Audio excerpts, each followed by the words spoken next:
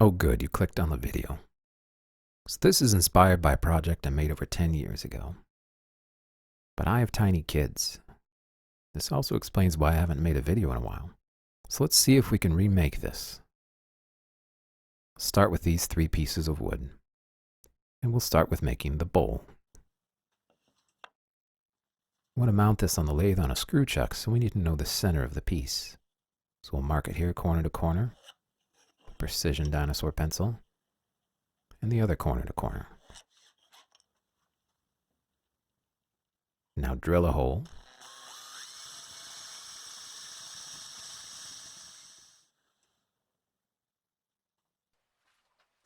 Now let's capture this dimension where the chuck is right now, because that should be a perfect circle.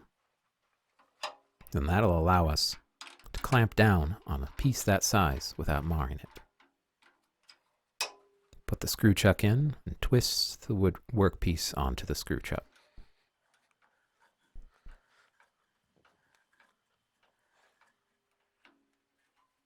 Once it's snug, that's a good fit. And we can begin turning. Just turn this face flat. A couple passes should do. Now use those dividers to mark. Just touch with the left, not with the right. I don't want this to fly across the room.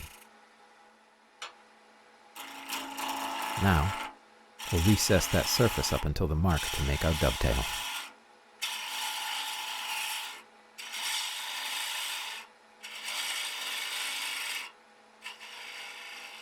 This gouge won't undercut for a dovetail, so I'll use the skew here.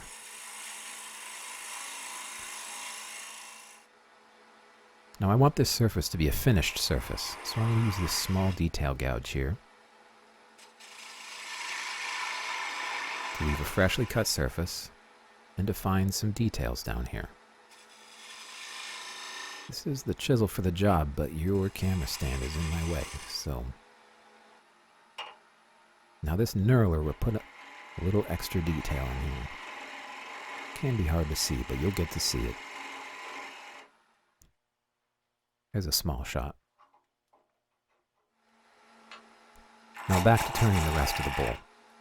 We can knock the corners off now, and this is just fun wood turning. Turn mostly to round, and then start defining the shape. The shape that's working for me this time is more of an OG shape.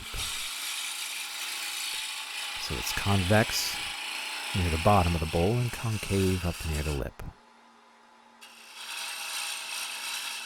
From the outside of the bowl.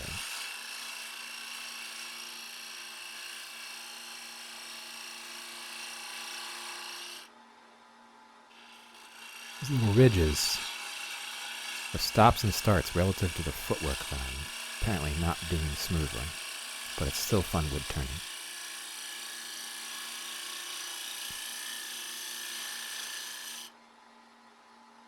So I switched to a high angle of just scraping. Not a slight angle. Look how the chips changed to little wisps. It's good for defining a curve or working with tough grain. This grain is fine, so that was just for the curve. Transition to sanding. And let's get this piece off of the screw chuck and flip it around. Grab onto that tenon.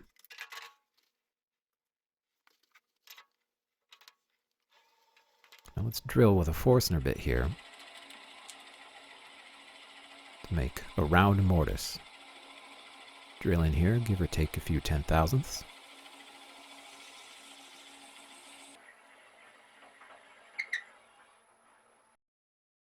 And technically we've moved on to the stem.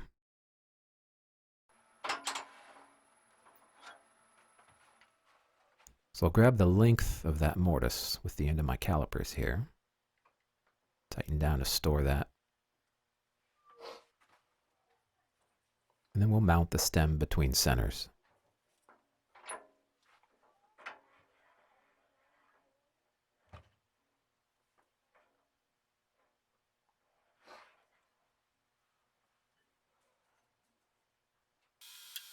Rough this around, straight grained wood, not too difficult with a skew. Then mark the length of the tenon and reset the calipers for the width of the tenon. I tend to use whatever chisels in my hand if it'll do, as I start to do here, to work down this tenon, but I get a little too close to the tailstock, and I switch to the proper chisel, the parting tool.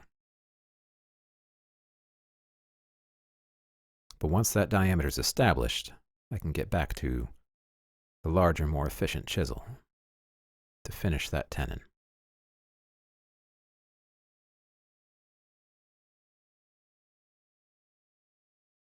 I'll also turn down a shoulder here because the final diameter of this joint is much smaller.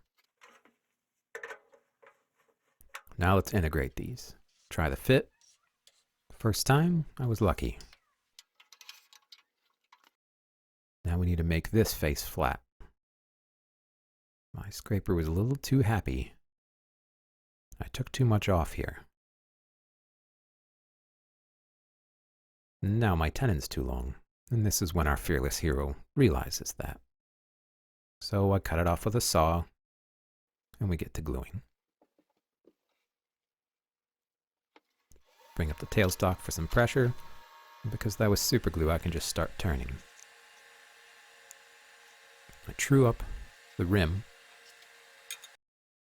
before we make the hole for the candle. Pretty important. Let's drill for the candle. I drill the diameter of the base, and I widen it with a scraper here, because candles have a little bit of a taper on the end. Both ends, really. Now we use the detail gouge to make our finishing cuts across the rim here. Very light cuts, because it's barely supported. Put a little embellishment in here, something to look at. And sand it up.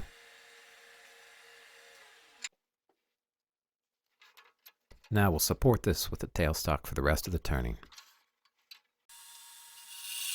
Use the skew to start to define sort of a tulip shape.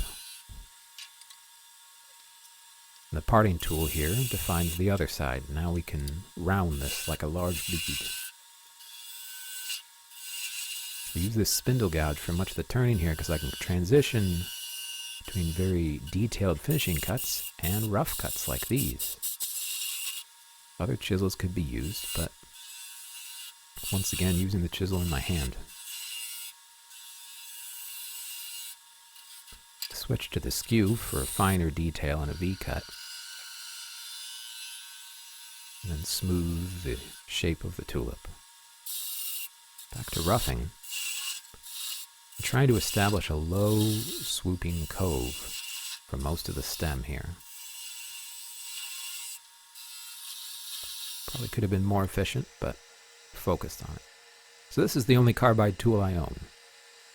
And I've mounted it on a shaft, and I use it here because this tool can reach over its own shoulder and transition between side grain and end grain with similar results, i.e. needs sanding. And this helps because it's an awkward angle to introduce a bowl gouge into here to make this chip dip sort of bowl. Chip and dip? Dip and chip. So a lot of sanding is needed there. There's torn grain. But the shape is defined.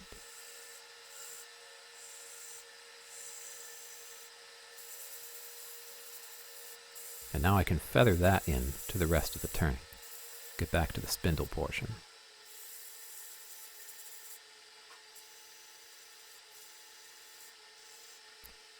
Get a nice high shearing angle on the wing of this spindle gouge.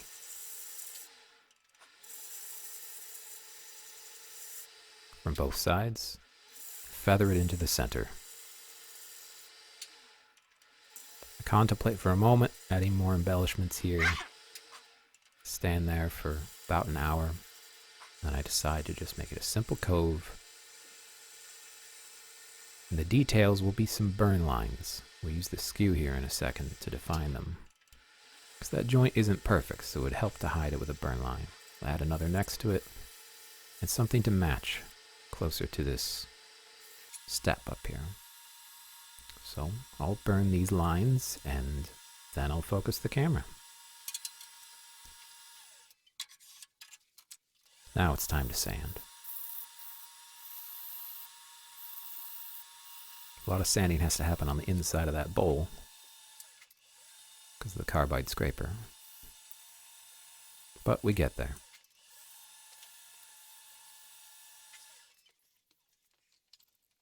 And that's the turning done. Maybe not efficiently, but definitely enjoyably.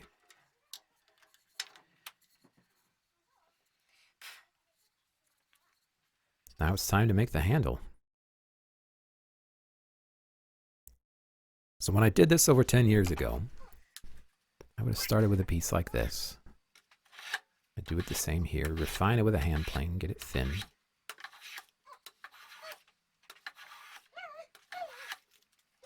I'll do both sides. Make sure it's not a sawn surface, make sure I go with the grain.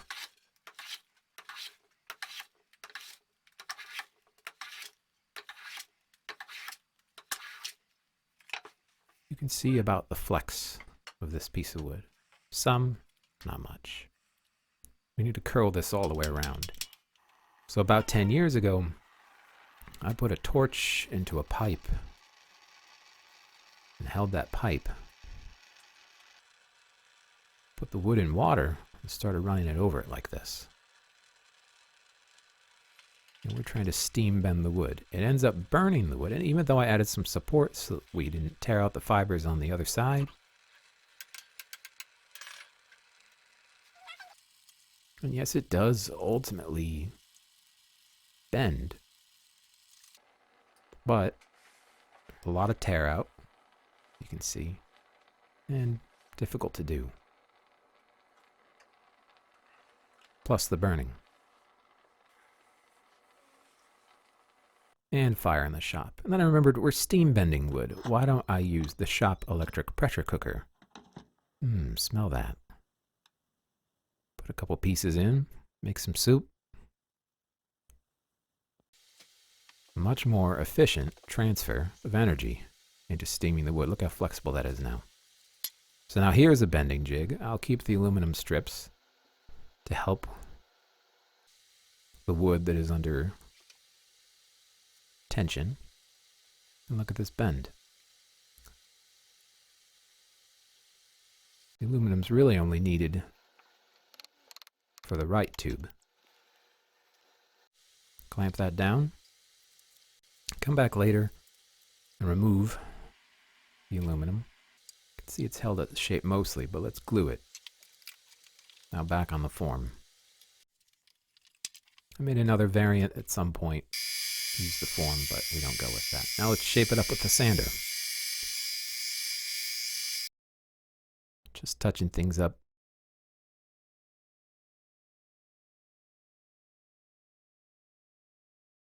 And now I need to decide if I'm going to have the loop go down or up. Now I bring the lathe chuck over here so that I can work on this. There we go.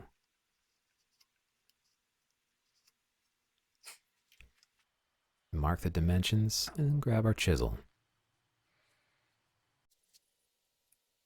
And this is just good fun. But try and take it slow because you have a lot invested already in the turning. I want to establish a good fit here.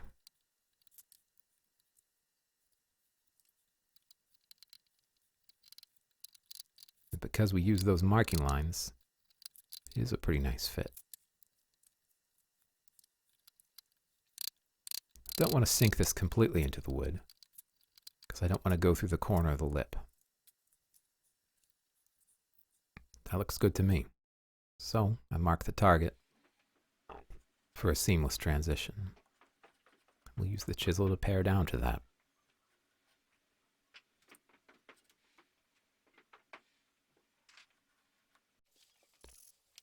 Refine this with sandpaper, knock back the edges, and bring this up to the fit and finish of the rest of the piece.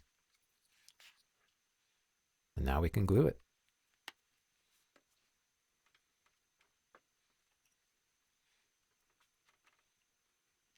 I don't even think I had to use a clamp here. It fit well. Take care to address squeeze out. I let this dry. We come back later and apply some finish to a convenient bowl that was nearby. This is just mineral oil, because we want to make sure this is combustive.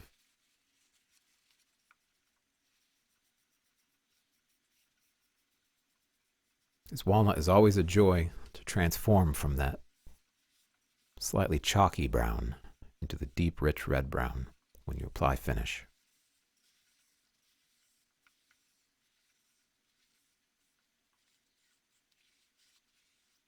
The wood is just soaking it up. It's been drying for years. Flip over to do the bottom.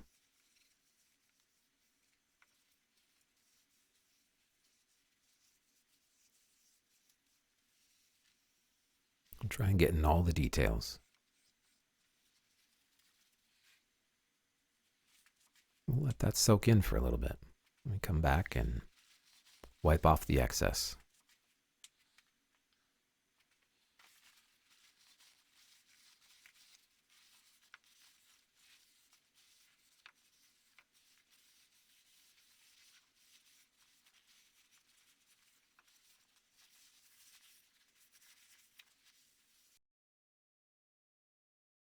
And there she is, ready for candling. You get to see some of the fine detail. Thank you for watching. Hope you enjoy. Feel free to leave a link to your subscription in the like column down below with the button.